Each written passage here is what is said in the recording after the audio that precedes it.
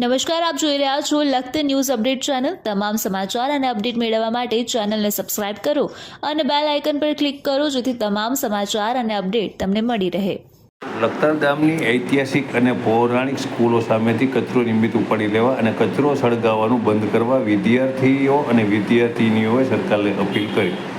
કચરાની બદબૂ અને સળગાવેલ કચરાના ધુમાડાથી સ્વાસ્થ્યને હાનિ પહોંચતી હોવાનું રોષપૂર્વક વિદ્યાર્થીઓ દ્વારા જણાવવામાં આવ્યું। લખતર ગામના આથમણા દરવાજા પાસે લખતર ગામની 170 વર્ષ કરતાં વધારે પૌરાણિક શ્રી રૂપાળીબા પે સેન્ટર અને કરણસિંહજી મિડલ સ્કૂલ આવેલી છે અને આગામી તારીખ 23 જુલાઈના રોજ 101 વર્ષ પૂર્ણ કરનાર સરજી હાઈસ્કૂલ આવેલી છે।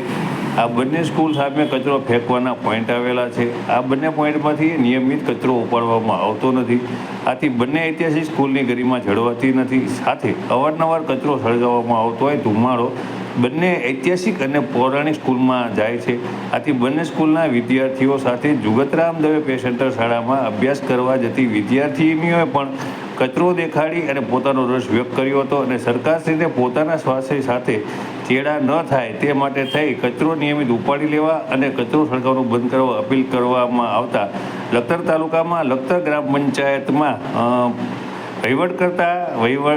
વહીવટદારો સામે હાલ તો ભારોભાર રોષની લાગણી ફેલાઈ જવા પામી છે। સાથે આ કચરાની અંદર ગાયો સહિતના પશુઓ બેસી રહેતા હોય વિદ્યાર્થીઓને ઈજા કરવાનો ડર પણ સાથે રહેલો છે।